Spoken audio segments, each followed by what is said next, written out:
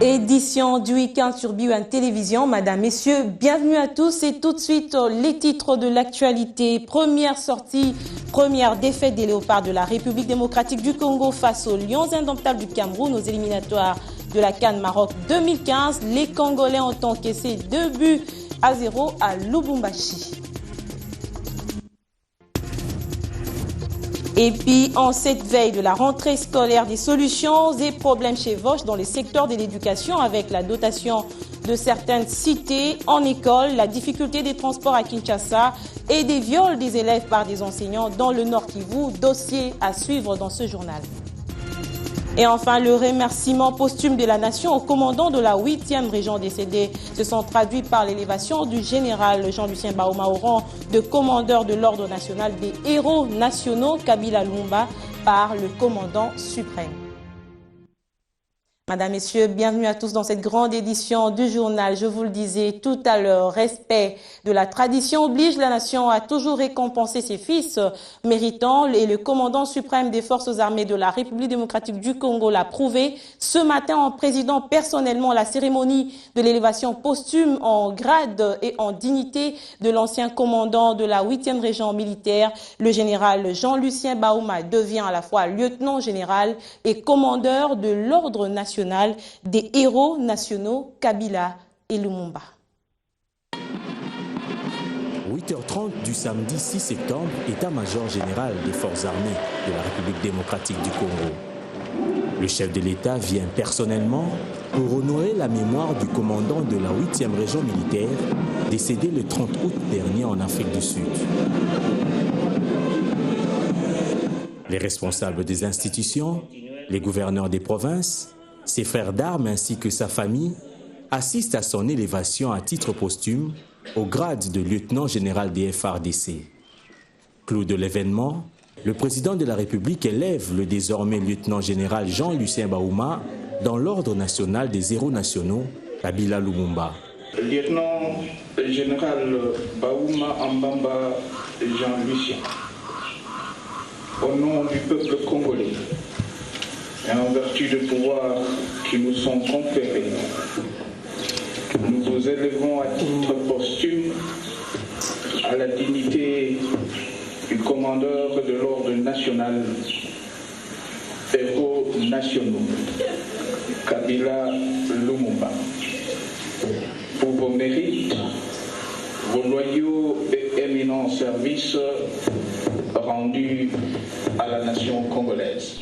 Son sens élevé du patriotisme crie en sa faveur.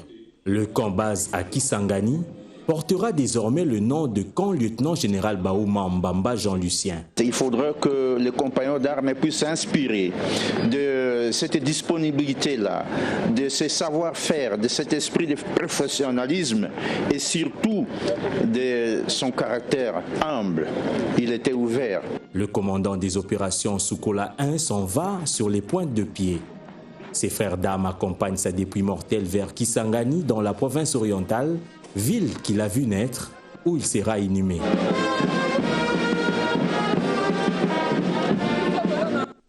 Un autre point à l'actif de l'armée, c'est la baisse de 5% en 2 ans des cas de violences sexuelles imputées aux militaires.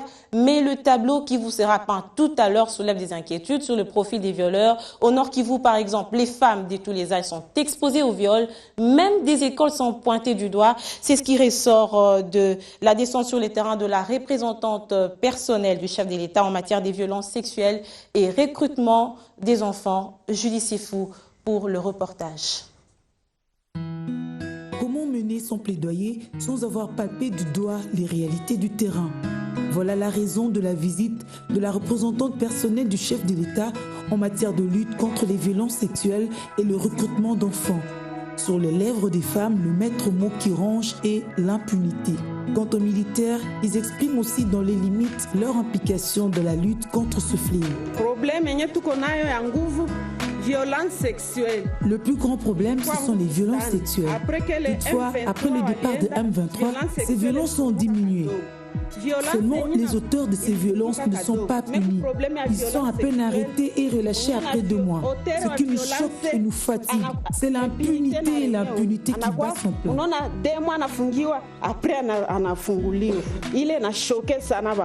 Mais le chef de la bande, le grand criminel, est aux arrêts en Ouganda. Et il faut une diplomatie pour qu'il soit extradé, jugé ici à Rutshuru, au vu et aussi de tout le monde. Il s'appelle Fidel Karai. Il se fait que ses sociétaires ou ses complices sont aux arrêts à l'auditorat militaire. L'accès à l'eau, autre problème pour les femmes de Kibumba. Elles sont obligées d'aller s'en procurer au parc, parfois au prix des viols.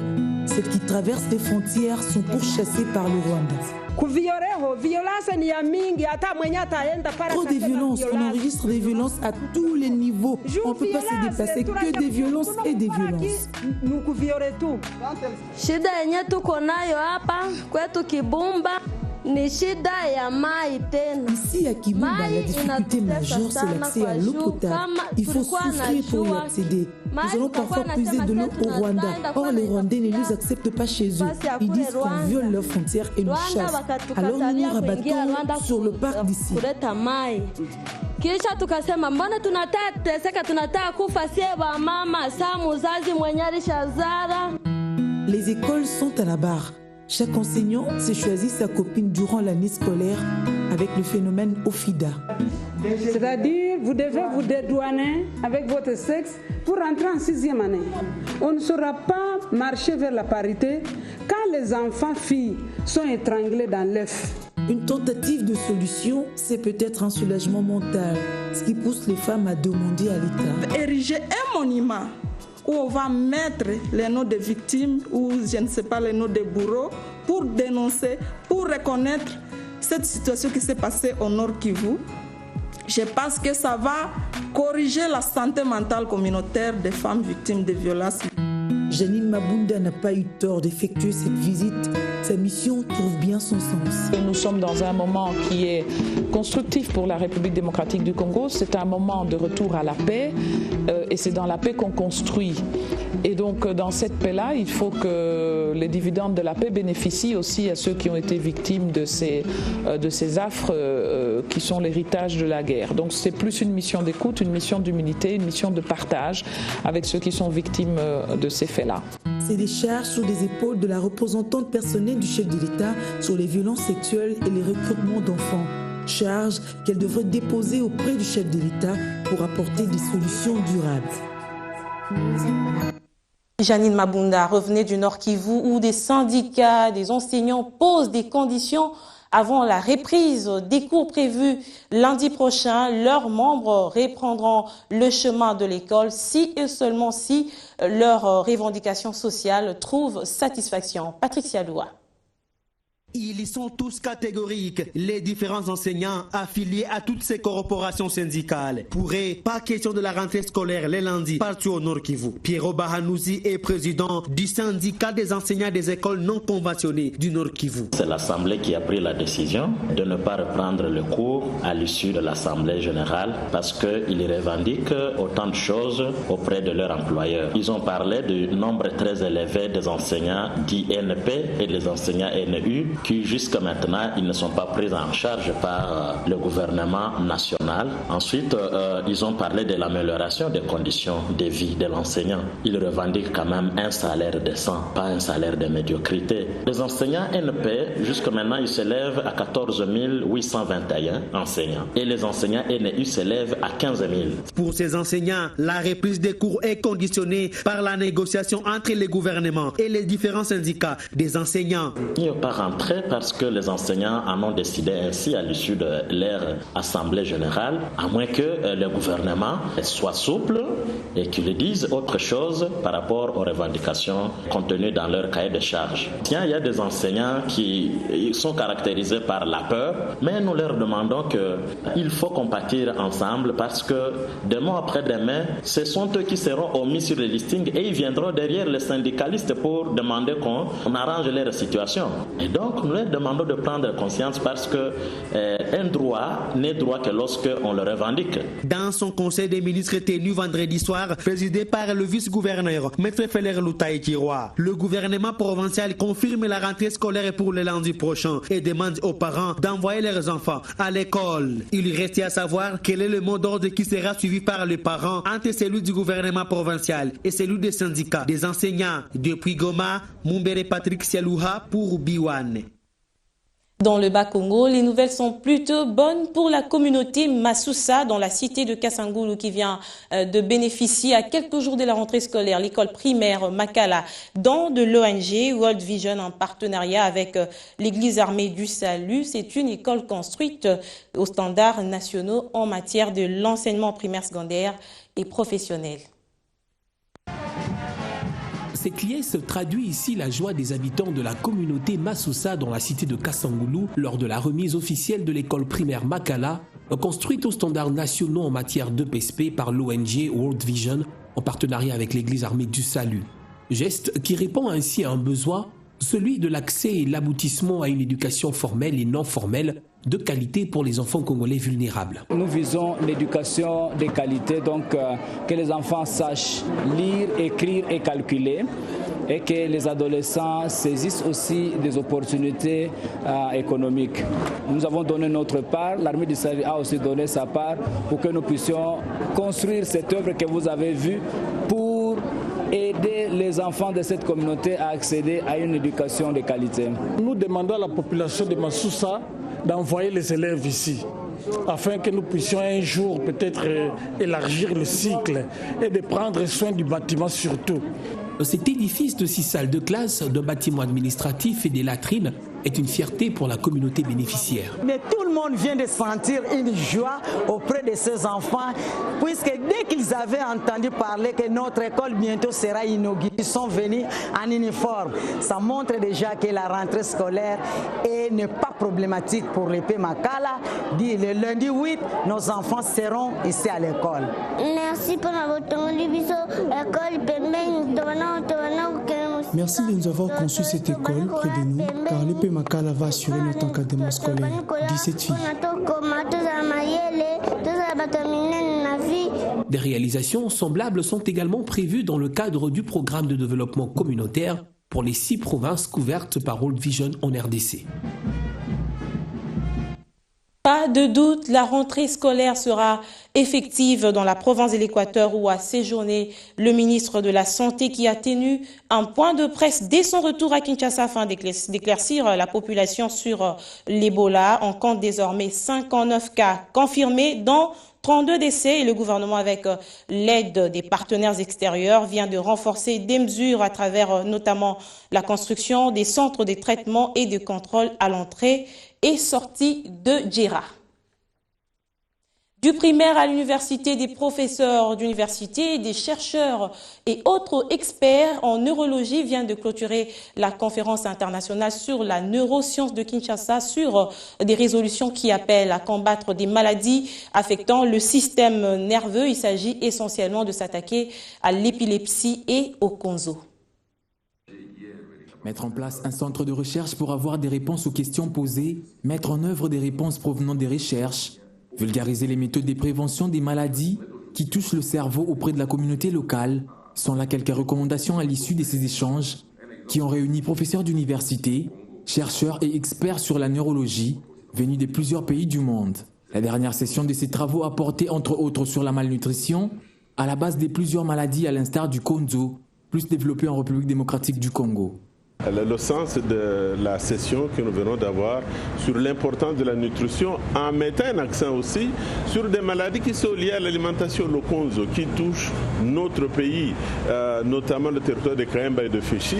C'est ce manioc amer que l'on consomme trop tôt, qu'on n'a pas eu l'occasion de laisser dans l'eau le plus longtemps, au moins plus de 5 jours, on le consomme avant le 3e jour. Il contient des produits qui sont toxiques pour le cerveau et qui paralysent les muscles. Et il est donc important de savoir qu'une bonne alimentation vous donne une bonne santé, mais une alimentation appropriée finalement détruit le corps. Cet enfant ne peut pas réussir à l'école parce que le cerveau a déjà été touché. Dans son mot de clôture, le ministre de l'Enseignement supérieur et Recherche scientifique a émis le vœu de voir ces genres d'échanges s'organiser dans le pays pour des avancées scientifiques considérables. Nous formulons le vœu de voir ce genre d'initiatives être organisées régulièrement dans le but de maintenir un dialogue permanent pour la promotion des neurosciences. Chers profs, chers chercheurs, merci et félicitations pour ces recherches sur les liens entre la nutrition, le cerveau et le développement. Nous sommes fiers de vous. Nous déclarons clos l'atelier de plaidoyer sur les neurosciences, la nutrition et le développement de l'enfant et nous vous remercions. Ces 10 jours de travaux aura donc porté ses fruits si et seulement si le gouvernement congolais s'approprie des recommandations formulées afin de permettre une bonne santé mentale pour l'éducation et le développement de l'enfant congolais. L'actualité, c'est aussi les perspectives électorales. Les représentants légaux des confessions religieuses ont signé aujourd'hui le protocole d'accord qui crée la commission d'intégrité et médiation électorale, un engagement qui aidera à la commission électorale nationale indépendante de poser des actes à partir d'une base solide d'autorité morale, mais aussi d'une base solide d'un plan stratégique mieux élaboré et davantage budgétisé. Voici l'acte qui traduit ici la signature du protocole d'accord portant création de la commission d'intégrité et médiation électorale. Une contribution à l'émergence de la démocratie en RDC qui passe par des élections libres, transparentes et crédibles. Un acte posé ce samedi dans la matinée par des chefs des confessions religieuses qui vient donner de la hauteur dans le processus tout en évitant toute forme d'amusement. Aujourd'hui, ces relations interreligieuses s'enracinent par la création de la commission d'intégrité et de médiation électorale CIMANCI. La création de cette commission s'inscrit dans la dynamique d'engagement de confessions religieuses interpellées par diverses évaluations et recommandations relatives au processus électoral en République démocratique du Congo. Soucieuse de faire éclater la vérité des urnes, bannir la violence, dans l'intégrité électorale, la Commission électorale nationale indépendante salue l'engagement de la CIM au processus tout en évitant les autres acteurs à emboîter le pas. Que les autres acteurs du processus électoral puissent suivre l'exemple des confessions religieuses pour pouvoir à leur tour se préparer à la tenue des élections. Comme vous le savez, l'année 2015 est électorale, l'année 2016 est électorale, l'année 2014 va voir s'achever les opérations préélectorales. Ça fait 3 ans d'activité intense. Des contestations des élections précédentes servent des leçons à tirer pour la CIM en vue de prévenir et gérer des conflits, ce avec l'accompagnement de la Commission électorale nationale indépendante. À part des religieux, la Commission électorale nationale indépendante a eu aussi comme interlocuteur des jeunes dans des échanges enrichissants afin de faire participer la jeunesse dans le processus électoral en toute responsabilité. Bibish Ngoua et Fogus Malomba. La jeunesse, une frange importante à conscientiser pour des élections crédibles, gage d'une participation responsable au processus. Pour attirer son attention à l'imminence des élections municipales, urbaines et locales et l'inciter à s'impliquer, la Commission électorale nationale indépendante a échangé avec elle. L'échange était suffisamment enrichissant. J'ai compris qu'il y a des jeunes qui sont très intéressés à pouvoir s'impliquer dans le processus électoral et moi, ça ne peut que me réjouir au nom de la Commission électorale nationale indépendante. C'est maintenant qu'il faut savoir qu'est-ce que vous allez faire en juin 2015. Vous devez très bien savoir si vous allez être électeur seulement, qu'est-ce que vous devez faire. Si vous voulez être candidat, qu'est-ce que vous serez amené à faire. Ou si vous voulez être observateur ou autre rôle à jouer par rapport au processus électoral, vous devez vous préparer. Appelé à assurer la relève et relever le défi dans la gestion de la Res Publica, Les jeunes ont intérêt à se préparer en conséquence. Nous avons basé la communication sur des points notamment, à savoir d'abord le marketing politique. Nous avons développé des stratégies de marketing politique sur les élections et aussi des stratégies de marketing politique sur la bonne gouvernance, de manière à permettre aux futurs candidats ou aussi aux jeunes candidats aux élections à venir de comprendre, de trouver un outil, de trouver des instruments assez solides pour affronter ces dites élections avec succès et aussi une manière de s'employer à une bonne gouvernance des institutions de l'État. Le train du processus électoral étant en marche, tout acteur doit s'apprêter au rendez-vous des urnes. La page environnementale de cette édition porte sur la clôture hier de la 3e édition de l'Université internationale réduction des émissions des effets dus à la déforestation et la dégradation de Kinshasa, des assises grâce auxquelles des experts ont partagé des expériences pilotes dans le cadre de la mise en œuvre de la stratégie nationale RED+, afin de promouvoir la croissance verte. Durant 5 jours, près de 300 délégués du gouvernement central, les experts et partenaires du secteur de l'environnement étaient réunis à l'occasion de la 3e édition de l'Université internationale RED+ de Kinshasa.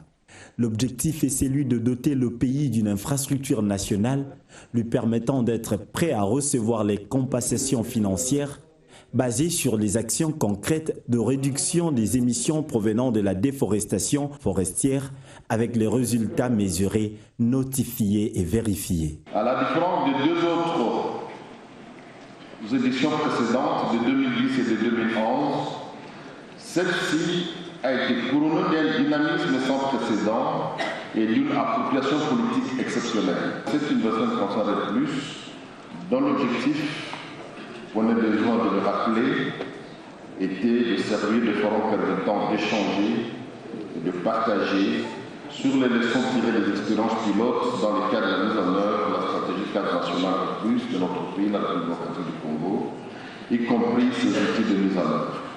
Pour le coordonnateur de la CNRD, les provinces doivent s'engager et participer à la montée en puissance de la question de la RED+ en RDC. Les délégués de province sont particulièrement engagés à procéder à la restitution des travaux afin de capitaliser sur les connaissances et expériences acquises et participer à la montée en puissance collective des parties prenantes congolaises sur la question de la RED+.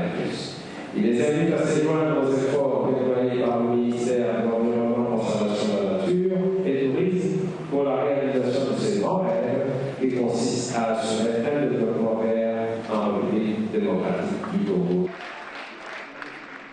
Les organisateurs de la 3e édition de l'Université internationale RED+ de Kinshasa appellent l'ensemble des participants à être des relais du message de la RED+ dans leurs milieux respectifs. Ils les invitent à se joindre aux efforts déployés par le ministère pour la réalisation de ces grands rêves qui consistent à assurer un développement vert en RDC. Le sport Cannes Maroc 2015, la première sortie en première journée a été catastrophique pour les léopards de la RDC face aux lions indomptables du Cameroun. Cet après-midi, à Lubumbashi, les Congolais ont perdu sur le score de 2-0. Les Camerounais ont ouvert le score à la 45e minute par Ndje, avant le 80e qui a permis à Boubacar d'alourdir l'addition. La prochaine journée qui attend la RDC et celle du 10 septembre contre la Sierra Leone, toujours dans la capitale Q-Préfère. Après la défaite des Léopards en première journée des qualificatifs de la CAN Maroc 2015, les Congolais ne se découragent pas mais restent tout de même critiques vis-à-vis de leur 11 national. Suivez. C'est normal qu'on soit triste, déçu, parce que les Léopards, c'est quand même notre équipe. Mais seulement, je me dis que la défaite était prévisible parce que l'équipe camerounaise vient déjà de la Coupe du Monde et elle était préparée, forte. Mais par contre, nous, on a juste constitué l'équipe une semaine avant le match. D'ailleurs, à moins que je ne m'abuse, les locaux sont arrivés à Lubumbashi le mardi et les professionnels le mercredi. Sans entraînement, sans préparation, tout ça, l'échec était vraiment prévisible. La défaite des Léopards, c'est tout à fait normal parce que vous savez que l'équipe joue en fonction de la préparation. L'équipe n'a pas préparé bien avant, donc on a fait que rassembler les 11 nationales pour jouer. Et justement, pendant le match, les acteurs ne pouvaient pas faire autrement. Ils ont montré leur capacité, mais néanmoins, il n'y avait pas la préparation. On pouvait toujours s'attendre à l'échec. C'est vraiment décevant par rapport à cet échec. En tout cas, début à 0, pour moi, ça m'a vraiment intrigué. Et surtout que c'est dans notre pays. Et ça s'est joué à Lubumbashi. Je dirais vraiment à l'entraîneur, le coach Ibenge, de vraiment bien coacher parce que nous faisons confiance. Nous faisons confiance au Léopard et par rapport à cela, nous sommes vraiment déçus. Partageons à présent le plaisir des plus petits. L'église La Borne Ma Campagne a organisé la 2e édition de l'école du dimanche chaud 2014. Une manière d'encadrer spirituellement et moralement même les enfants durant les vacances. Ensemble, c'était une occupation saine. Le gagnant est l'Ecodim Tsemer. Ecodim Show 2014 a vécu sur le terrain Vélodrome dans la commune de Kintambo. Cette rencontre avait comme objectif gagner une âme de plus en Jésus-Christ. Au menu, chant, danse, ballet, hip-hop chrétien et autres jeux proposés aux vacanciers et vacancières. La plupart des enfants pensent qu'on peut s'amuser que dans le monde, alors qu'au Seigneur aussi on peut s'amuser. Nous voyons la plupart des jeunes aiment le rap, l'hip-hop et tout. Alors qu'avec Dieu aussi il y a des chansons chrétiennes où il y a l'hip-hop, il y a des chansons chrétiennes où il y a le rap et tout. Alors nous voulons montrer aux enfants que même avec Dieu, tu peux rapper, même avec Dieu tu peux faire de l'hip-hop, même avec Dieu tu peux retenir les versets. Parce que c'est un moyen aussi d'aider les enfants à retenir les versets bibliques. Nous vous remettons votre diplôme de participation. Attirer les enfants vers Dieu, tel est le but de cette 2e édition de l'Ecodim Show. Une vision que partagent les initiateurs. Le Seigneur nous a donné cette vision pour pouvoir attirer les enfants vers lui, les enfants qui ne sont pas atteints par l'évangile, à les recevoir au travers des concours bibliques, au travers des dictées bibliques, au travers des différentes assertions que nous avons pu expérimenter ce matin. Une éducation bien transmise, comme l'expliquent ici les dirigeants du groupe Les Semeurs. Nous sommes vraiment dans la joie de voir comment est-ce que nos élèves ont excellé et ce qui montre que nous avons bien enseigné à nos enfants comment danser, comment avec la lecture biblique, concours, la dictée, tout ça là. Une initiative à encourager dès les bas âges, en vue de mettre à l'abri les enfants contre certains dérapages et les amener à bien reprendre l'année scolaire qui s'annonce déjà. Autant l'école a ses responsabilités, autant l'église a les siennes.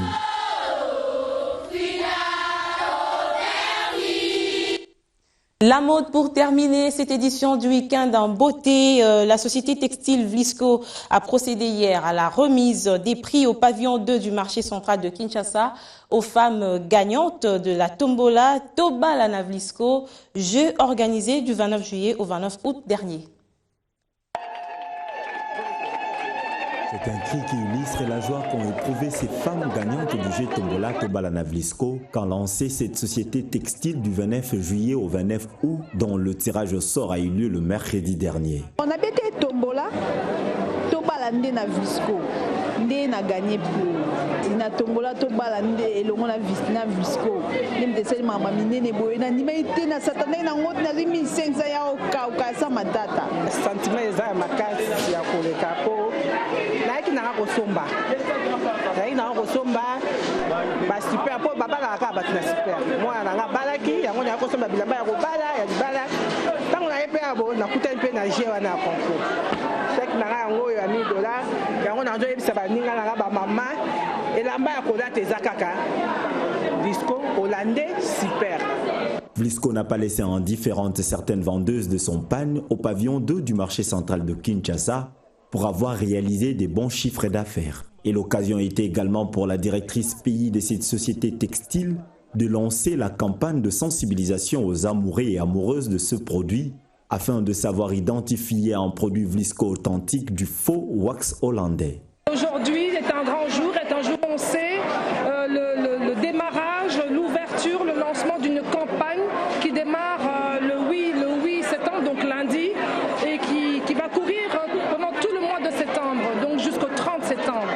Pendant cette campagne, nous avons déployé donc certaines de nos unités par rapport à la communication. Il faut toucher le consommateur, l'outiller, lui donner la possibilité sensibilité seule pour pouvoir reconnaître le vrai du faux. Il y aura un petit cours d'identification où nous allons vous montrer les signes distinctifs sur les moyens pour reconnaître le vrai du faux. Tobalana Vlisco, une campagne qui aura mis d'accord les amoureux.